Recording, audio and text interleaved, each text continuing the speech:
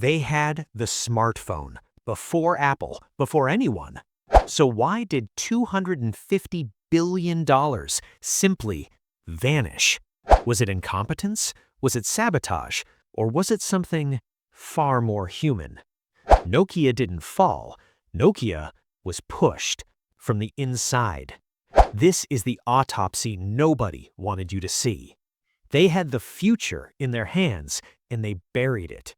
Nokia wasn't killed by Apple. Nokia was killed by Nokia.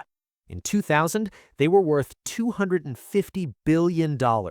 Every pocket, every country, every hand had a Nokia. They dominated 40% of the entire global phone market.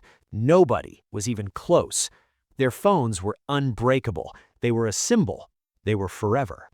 The world said, Apple came, iPhone launched, and Nokia simply lost. That's the clean version, the version they want you to believe. But inside Nokia, engineers had already built a touchscreen phone in 2004. 3 years before the iPhone, Nokia had the answer, and their bosses killed it.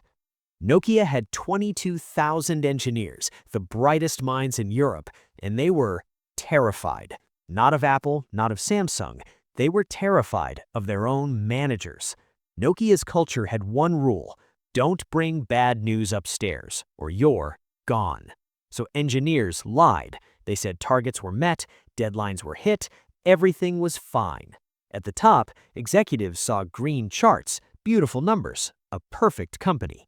At the bottom, engineers knew the software was broken, dangerously broken. Their operating system, Symbian, was a dinosaur, impossible to update, impossible to fix.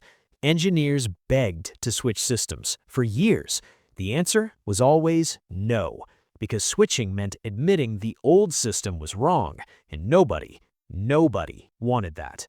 While Apple spent 3 years building one perfect phone, Nokia launched 50 phones, all of them half broken. Then came January 9, 2007.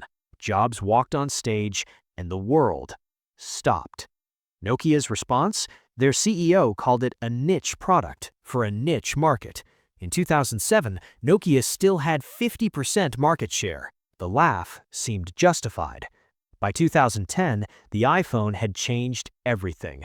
Nokia's share was in free fall. They panicked. They hired a new CEO, a Microsoft man, Stephen Elop, and that was the final bullet. Elop sent an internal memo. He called Nokia a burning platform, sinking, done. That memo leaked publicly, instantly. Nokia's own CEO had told the world, "We are finished." The stock collapsed. $250 billion in value reduced to scraps in just a few years. In 2013, Microsoft bought Nokia for $7.2 billion. A $250 billion empire sold for change. 25,000 employees gone.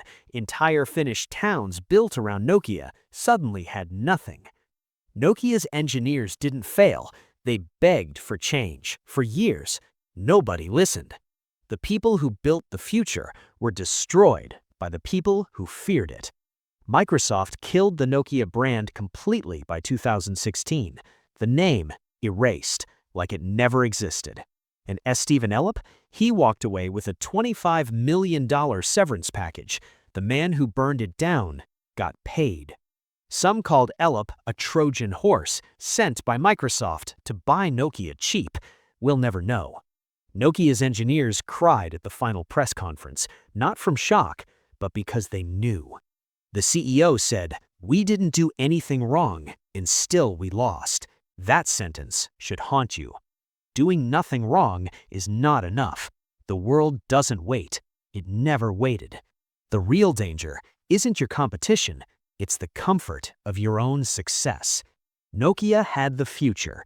They just chose yesterday.